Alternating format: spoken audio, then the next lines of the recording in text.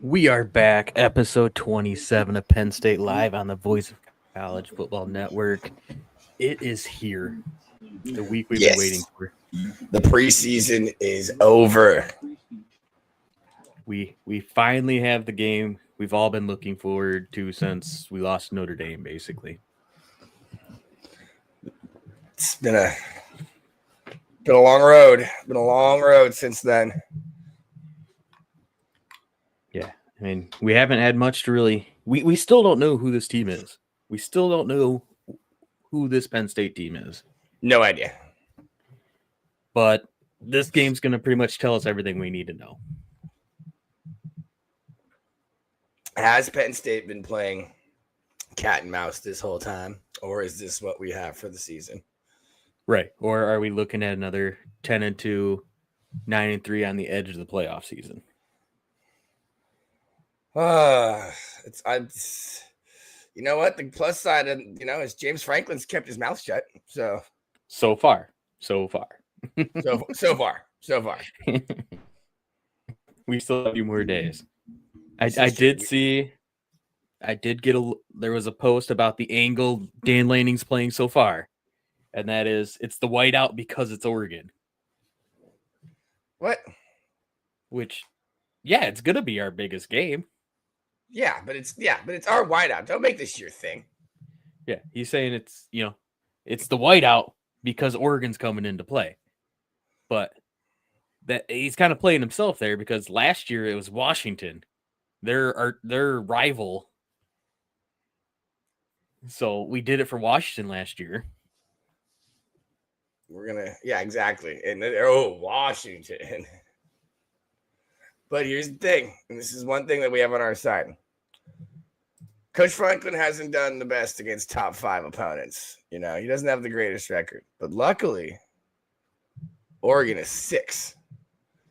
That is where we're going with this.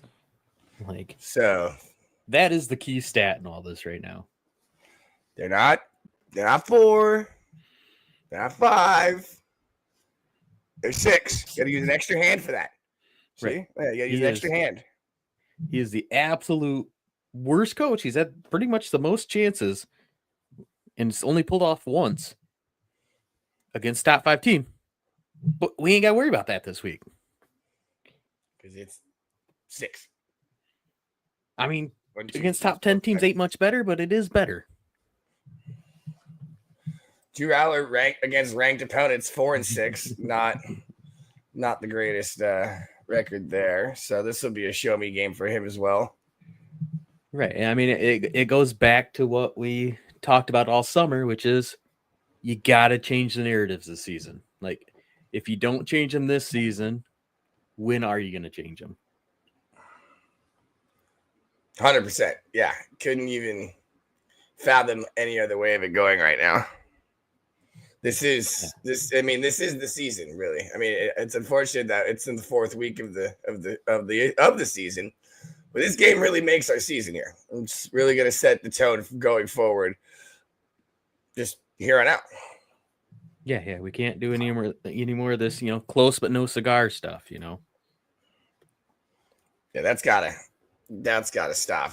That's just, and I'm standing on this. I'm standing on this soapbox and screaming it from as far as anyone can hear. We're playing cat and mouse. I'm telling you, it's a game of cat and mouse. We're playing possum. We don't want to give away all the trade secrets. You don't want to let the horn out. You don't want to let the horse out of the barn before you got a saddle on. All right. Right. You can't get the cart before the horse. Exactly. See, you got it. We got this. But yeah, I mean, if you're looking at this game, I mean, let's just go position by position and see where we end up. I mean, let's start with quarterback. It's Drew Aller versus Dante Moore. Dante Moore, quote unquote, first year starter, even though he was a starter at UCLA for a few games his freshman year. So, I mean, it's still, there's not a lot of tape on him. So, I mean, when you break down both of those quarterbacks at the end of the day, you have to assume that, the check goes to Penn State there. I don't know. The argument could be made because Moore has looked better this year. Like the small sample size we do have for just the 3-4 games this season, Dante Moore has looked impressive compared to Drew. Like Drew's been working through some stuff, which he really shouldn't be at this point in his Penn State career, but that's where it is. And Oregon's got a proven system that makes it pretty easy on quarterbacks. It is kind of just plug and play over there for them when that quarterback spot now, isn't it? Yeah, like it doesn't Bo Nix, Dylan Gabriel, now Dante Moore. Like it they're right now they're a quarterback factory at this point with that. Well, we'll see. When Dante Moore has not played any stiff competition this year. He's got to run into the Penn State defense, which I think is going to be a bit more of a problem for him than he's expecting. Yeah, like 100%. This is gonna be his toughest environment, without a doubt. This will be something he's never come up across before. And that's where legends are made. Do you rise to the occasion or do you crumble under the pressure? And that's going to be indicative of both quarterbacks in this game. Who rises 100%. up? Who rises up in this atmosphere? And who craps the bed, basically. And when you put it by that metric, then you kind of have to look at Dante Moore, because we've seen Drew multiple times drop the ball when he needs to, step up to that next level. So I guess when you break it down like that, yeah.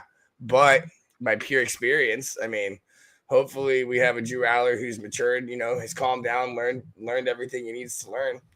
But like you said, through the first, small sample size that we have, I mean, yeah, I really can't argue with you there. Right. I think it's one of those things where the floor on Aller is higher, but the ceiling on Dante Moore is higher.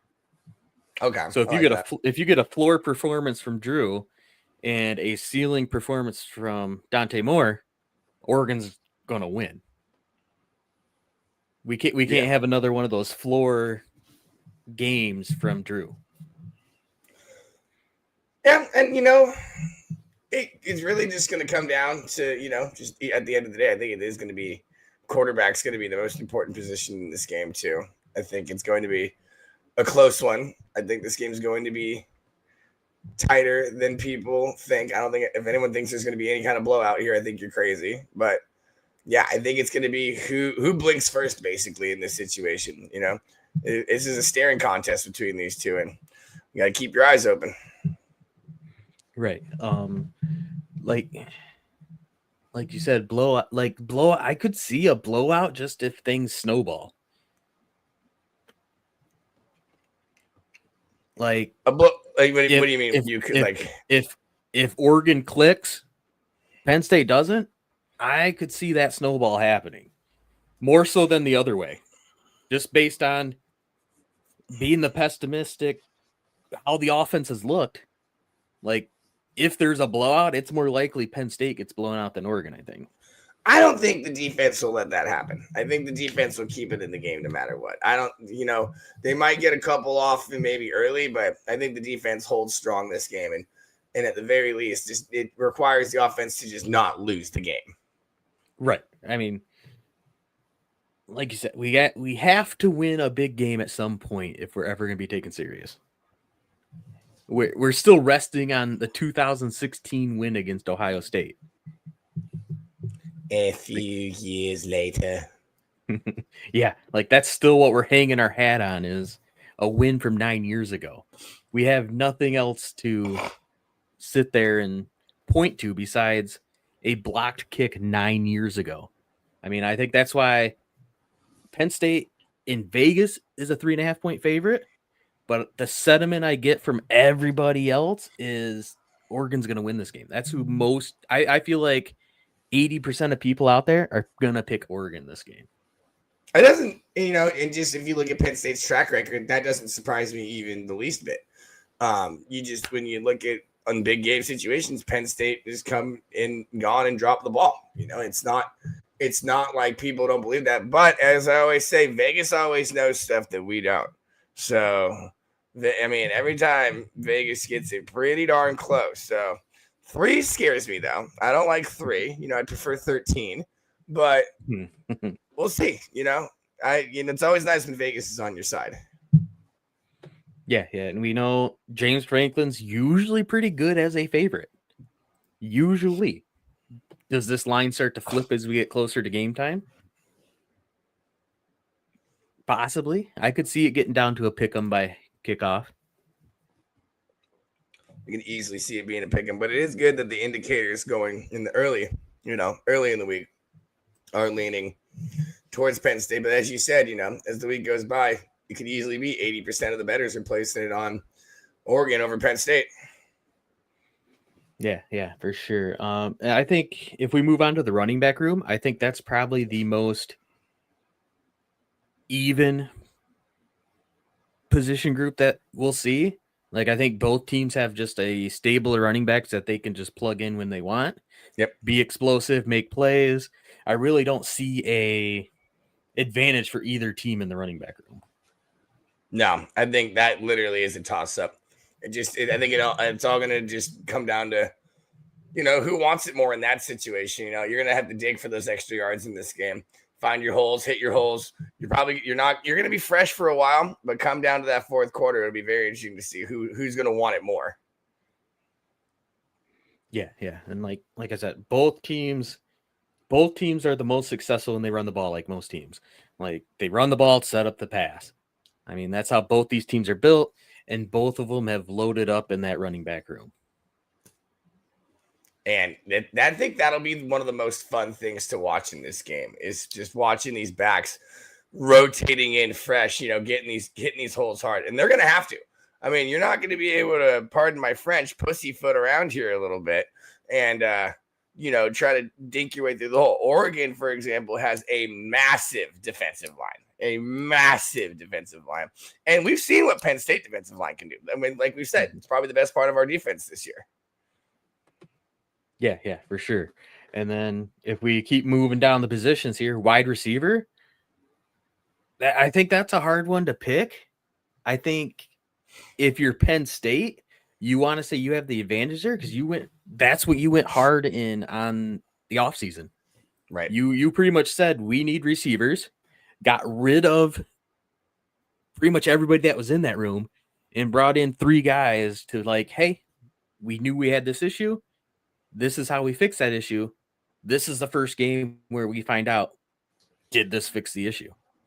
And all things considered here, seeing just what I've seen, I think I've been the most impressed with the wide receivers so far, on the offensive side this year. I mean, they're going up and getting contested balls. They're getting catches. And so I think, when you look at it, I mean, like you said, we went hard, whether it was the portal recruiting, whatever, how you want to transfer, whatever you want to look at it there, to go out and get some guys because it's been a little bland the past few years. And so we've got guys now there. So I think that'll be a very interesting matchup, the wide receivers on both sides, because Oregon always has at least 1 or 2 guys who are just 4-3 in a cloud of dust. Yeah, like they have Decorian Moore, the freshman over there. I think Oregon's a lot less experienced, but that's not always a bad thing. Mm-hmm.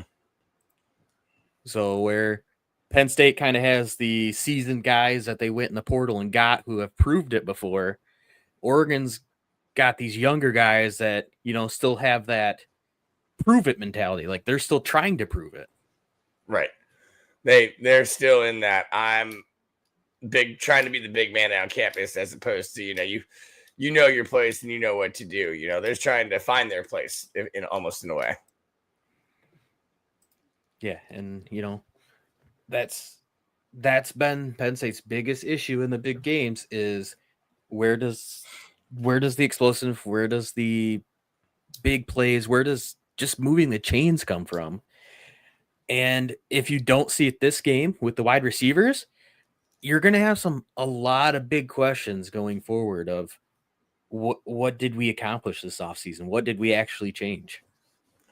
Yeah, it was almost like if you don't see it, it's going to be almost like a lot of smoke and mirrors. You're going to be going, oh, was this all just like, just to put in front of our face, almost like a facade because you guys couldn't figure it out on the back end?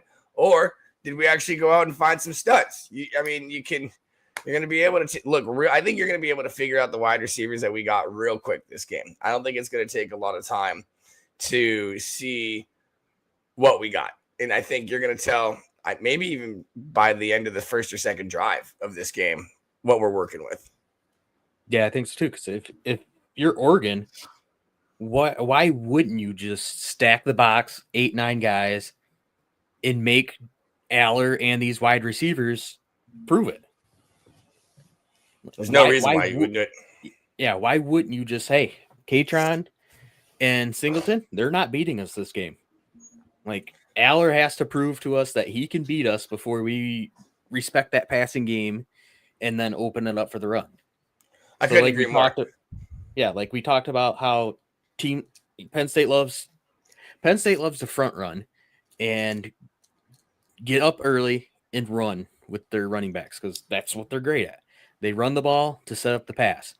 This might be that game where they have to pass to set up the run. And, I think you can see a lot of utilization of the play action here. I mean, there's very easy. If they want to go 8 in the box, that's easy way to set up a play action. But with that being said, and we'll get to the last, I guess there's 2 more positions. The offensive line in this game is my biggest question mark. Easily my biggest. I mean, everyone thinks it's Drew for me, or most people are saying Drew's the biggest question mark now. In this game, for me, it's Penn State's offensive line because there are 2 words I've been using since we started, the season, and I want to see these boys move earth. All right, and I haven't seen a lot of earth moving. So, and that Oregon defensive line is chunky. Okay, those are some big boys in the middle there. My biggest concern is that Drew's going to have no time this game to set up anything. It's going to have, and it's going to be these big Oregon boys moving, getting in his face, disrupting the pass, and that's my biggest concern here. I don't think that's my biggest question mark of the game is that if we can't hold on the front, then you might as well stick a fork in it immediately. Yeah.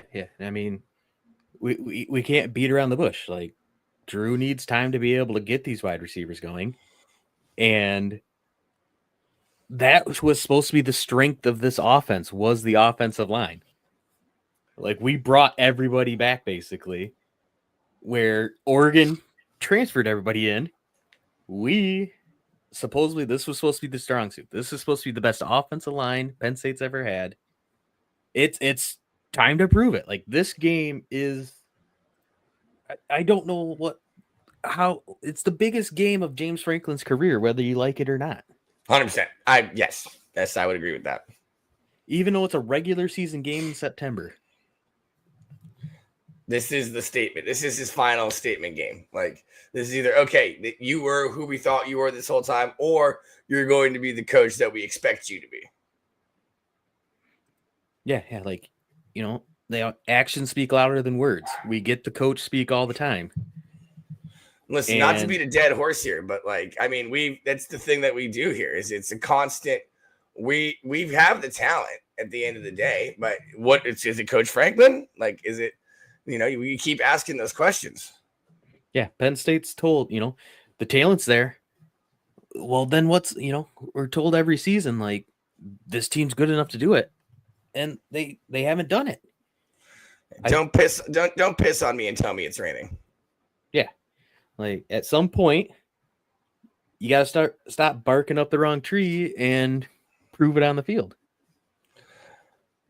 Exactly. You know what? And like you said, actions speak louder than words, and I get that Coach Franklin's a rah-rah guy, but, I need you to be, I need to lock in here for this one for us. If you don't mind, just respectfully lock in so we can figure it out. And I think he has, though. He hasn't gotten as chirpy as he got in the past with other teams in big situations. He might really just be focused on what the team has to do, which I would be greatly appreciative of if he decided to do that. But maybe he knows that every time I run my mouth, we seem to get the crap kicked out of us. Maybe I should stop running my mouth. Yeah, like his comments he made about Marcus Freeman, like last year. Like, you don't need to stoke a fire. Like, talk after. Be the guy that talks after.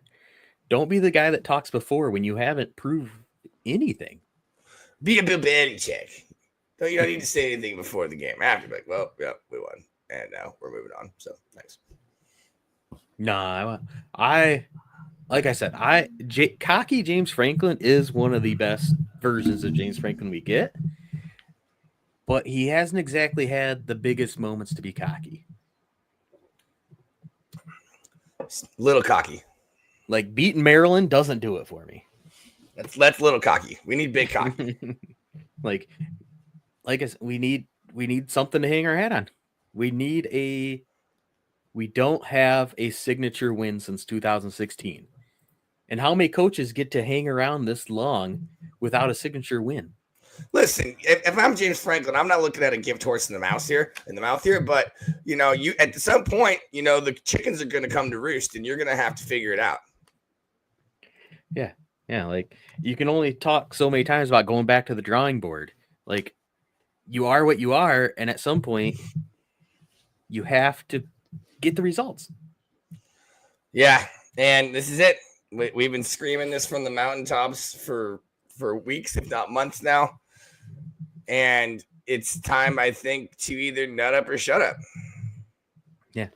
And now if we move on to the defensive side, defensive line, I want to give the edge to Penn State there. I feel like you have to. It's just because of how good they've looked all season long. So I think it's a small check, not like a check plus, but like just a check. Right, like a check minus, but it's still a check. Still a check, still passed. Like you still handed in the work on time. Like the teacher still accepted it. You're good. Yes, I like check minus, but still a check.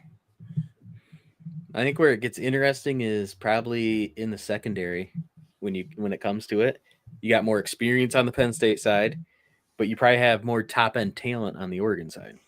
They do have a true freshman on one of the ends. I know that. So if I'm James Franklin, I'm going, listen, let's see how good this freshman is. And I'm going 60, 70, 30, 60, 40 his side all day.